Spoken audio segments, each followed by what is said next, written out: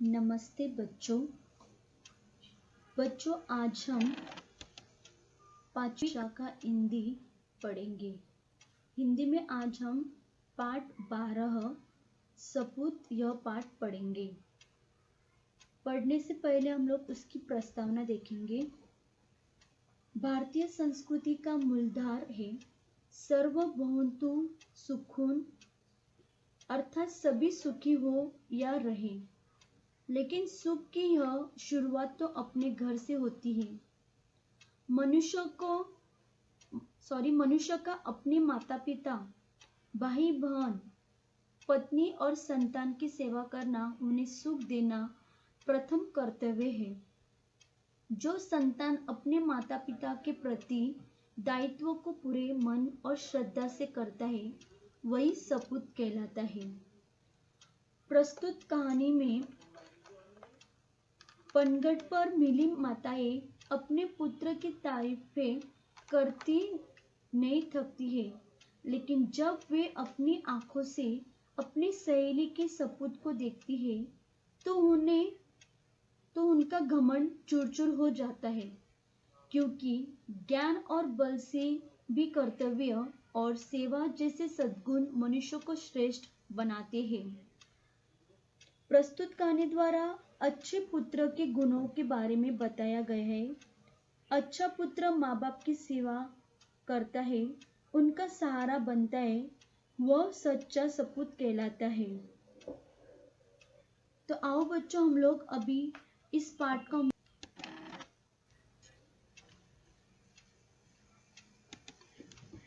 बहुत पुरानी बात है।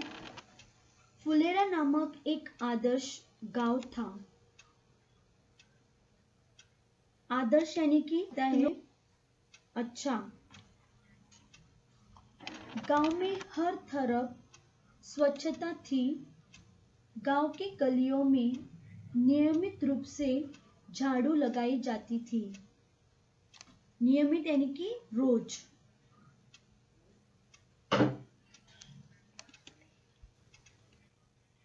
नालियां रोज साफ की जाती थी। नालियां यानी कि सबको पता है, मतलब हम लोग का जो नाला रहता है वो साफ सफाई रोज होती थी। लिपाई पुताई करके घर आंगन सुंदर रखा जाता था। लिपाई यानी कि गोबर से जमीन को लिपने का नाम, और पुताई मतलब दीवारों को चूने से पोतना।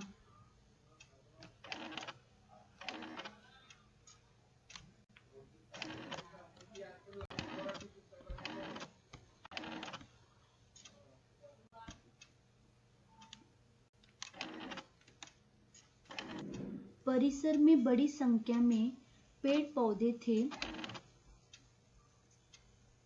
परिसर यानी कि सबको पता है, परिसर यानी कि अहाता, घर के पास आसपास की जगह।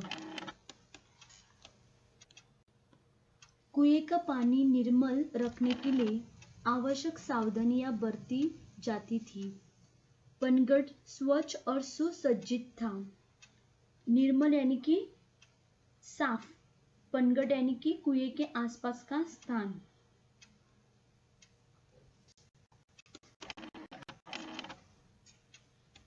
एक दिन पनघट पर 3 स्त्रियां पानी भर रही थी। वे अपने अपने लाडले के गुणों का बखान कर रही थी। लाडला यानी कि बेटा, अदरवाइज पुत्र। बखान करना यानी कि प्रशंसा करना। एक बोली, बहन, मेरा सपूत बड़ा विद्वान है। जब से शहर से पढ़कर आया है, चारों ओर उसकी धूम मची है। चारों ओर उसकी धूम मची है। बड़े बड़े ग्रंथ पढ़ लेता है। आकाश के तारों को देखकर उनके नाम बताता है। ग्रंथ यानी कि पुस्तक, बराबर। ग्रंथ यानी कि पुस्तक। देखो, बड़े बड़े ग्रंथ पढ़ लेता है। ग्रंथ यानी कि पुस्तक, जो बड़े बड़े किताबें रहती है वो पढ़ लेता है।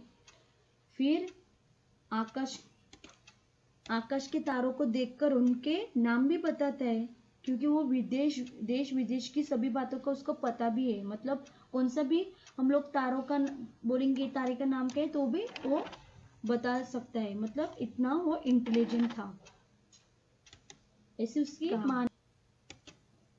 तभी क्या हुआ, दूसरी ने जोश में झट से आगे बढ़कर कहा, अरे सखी, सखी यानी कि मैत्रीन, मेरे लाल जैसा बलि तो 10-5 गांवों में देखने को भी नहीं मिलेगा। बलि यानी कि बलवान, बराबर, बलि यानी कि बलवान। 500 दंड बैठक वह रोज सुबह लगाता है। दंड बैठक यानी कि एक प्रकार का वो एक व्यायाम है।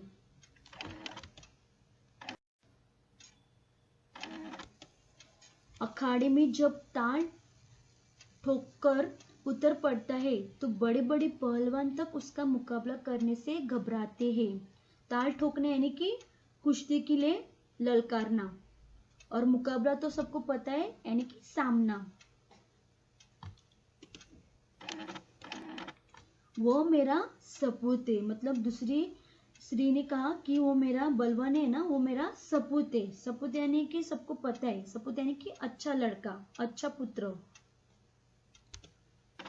तभी दोनों ने इस पर क्या कहा, देखो दोनों, जो पहली स्त्री और दूसरी स्त्री कह रही थी, अपने अपने बेटों का गुणगान गा रही थी। तभी इस पर उन दोनों ने कहा, बहन तुम चुप क्यों हो? लगता है तुम्हारा लड़का कपूत निकला। मतलब कपूत यानी कि बुरा पुत्र। लेकिन देखो चुपचाप से वो नहीं कह रही थी, लेकिन अभी वो कह रही है। देखो तीसरी स्त्री ने बिना किसी जोश या गर्व से बोली, मतलब उसने गर्व भी नहीं दिखाया और जोश में भी नहीं। उसने कहा, बहनों, सपूत या कपूत जैसे शब्द तो मैं नहीं समझती, पर मेरा लाल मेरे लिए बहुत अच्छा है। उसने कहा कि सपूत या कपूत जैसे वर्ड वो जानती नहीं, लेकिन उसका पुत्र उसके लिए क्या है, बहुत अच्छा है। जोश यानी कि उत्साह, गर्व तो सबको पता है, घमंड, अभिमान, सबको अभिमान रहते हैं ना। और क्योंकि वो दोनों स्त्रियों को अपने अपने बेटी पर घमंड था, अभिमान था। देखो क्या कह रही है, वो सीधे साधे स्वभाव का साधारण किसान है, दिन भर खेत में जुटा रहता है। मतलब एकदम साधारण वो किसान है उसका पुत्र। शाम को घर का काम करता है, मतलब खेत से आने के बाद पूरा घर का काम, शाम को जो भी खाना पीना पकाना रहेगा वो घर का काम वो भी कर लेता है वो। लेकिन क्या हुआ, वो उसने तीसरी स्त्री ने कहा, आज बहुत कहने सुनने पर वो मेला देखने गया। मतलब वो किधर जाता नहीं था अपनी माँ को छोड़कर, क्योंकि पूरा घर का काम वही करता था। लेकिन माँ की बात मानकर माँ ने आज उसको किधर भेजा था, मेला देखने के लिए भेजा था। इसलिए मुझे पानी भरने आना पड़ा। इसलिए तीसरी स्त्री ने कहा कि आज मेरा बेटा मेला देखने गया है, इसलिए मुझे पनघट पर पानी भरने के लिए आना पड़ा। स्त्रियां अपने अपने सिर पर घड़ा रखकर चल पड़ी। देखो जो स्त्रियां थी तीनों की तीनों, वो अपना अपना जो घड़ा था, घड़ा यानी कि जो मिट्टी का रहता है, मिट्टी का ये रहता है ना, वो उन लोग रखकर अपने सिर पर रखकर चल पड़ी। अभी वे 2-4 कदम ही चली थी कि पहली स्त्री का पुत्र आता हुआ दिखाई पड़ा।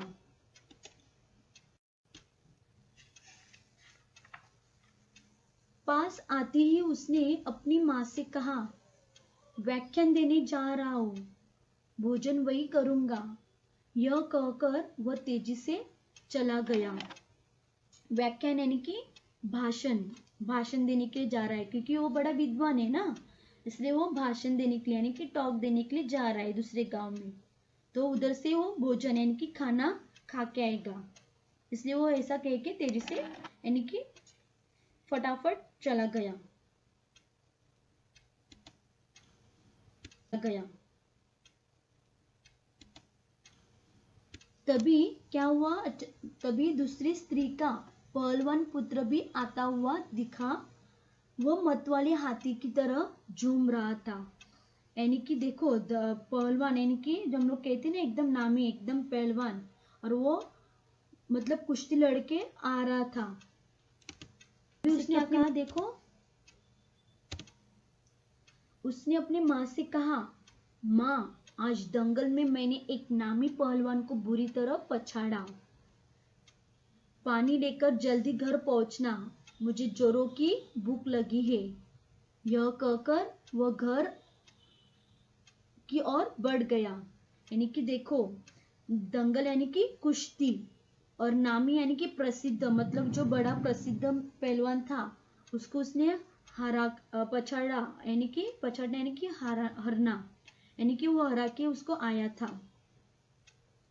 देखो ये कह के, लेकिन उन लोगों ने किसी ने भी अपनी माँ की सहायता नहीं की, और वैसे कह के वो लोग ले गए। तभी अंत में तीसरी स्त्री का पुत्र भी आ पहुंचा। वो बड़ा ही सीधा साधा था। देखो अंत में यानी कि लास्ट में क्या हुआ, तीसरी स्त्री थी, उसका पुत्र भी आ पहुंचा, और वो बड़ा, क्योंकि वो साधारण था ना, वो एकदम सीधा साधा था। तभी उसने क्या कहा देखो, आते ही उसने अपनी माँ के सिर से घड़ा उतारकर अपने सिर पर रख लिया और बोला, क्या बोला देखो, माँ तुम क्यों पानी भरने चली आई? मैं तो आ ही रहा था। मैं देखो हाँ, वो जो साधारण था, किसान था, जो तीसरी औरत का जो पुत्र था, उसने अपनी माँ को क्या कहा कि तू क्यों पानी भरने चली आई? मैं तो आ ही रहा था ना, मैं आते आते तो मेला देखने के बाद मैं जा सकता था, लेकिन तू क्यों चली गई? माँ से घड़ा लेकर वह उत्साह के साथ घर की ओर चल पड़ा। देखो उसने घड़ा लिया अपने सिर पर, और माँ के साथ वो अपने घर की ओर चल पड़े, दोनों माँ और बेटा। यह देखकर अन्य दोनों स्त्रियों का सिर संकोच से झुक गया। संकोच यानी कि शर्म से दोनों स्त्रियों का जो सिर था वो शर्म के मारे नीचे झुक गया, क्योंकि वो लोग दोनों कह रही थी कि शायद तीसरी का बेटा ना कपूत है, लेकिन असल में तो वो निकला, तीसरी स्त्री का बेटा सपूत निकला। और दोनों स्त्रियों के बेटे कैसे निकले? कपूत, क्योंकि वो अपने बड़ी बड़ी बातें कर रही थी ना अपने अपने बेटे के बारे में।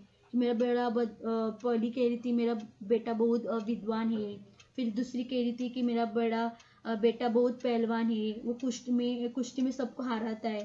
लेकिन क्या हुआ असल में, अपनी माँ की सहायता करने के बदले वो लोग वैसे ही निकल पड़े। लेकिन असल में तो तीसरी स्त्री का ही पुत्र क्या था? सपूत था। देखो इस कहानी को क्या बोध मिलती है? इस कहानी से हम लोग को बोध मिलती है, यानी कि सीख मिलती है, कर्तव्य और सेवा के बिना ज्ञान एवं बल अधूरे हैं। मतलब कर्तव्य, जो हम लोग को कर्तव्य और सेवा के बिना जो हम लोग को ज्ञान है या बल, वो हम लोग का अधूरा है। वे समझ गए कि सपूत तो तीसरी स्त्री का बेटा ही है। मतलब दोनों स्त्रियां जो थी, पहली और दूसरी वाली स्त्री, दोनों स्त्रियां समझ गई कि सपूत तो तीसरी स्त्री का ही बेटा है। तो सबको समझ में आया बच्चों? देखो हम लोग को इस पाठ से बोध मिलता है कि कर्तव्य और सेवा के बिना ज्ञान एवं बल अधूरा है। समझ में आया? या बच्चों ध्यान से सुनने के लिए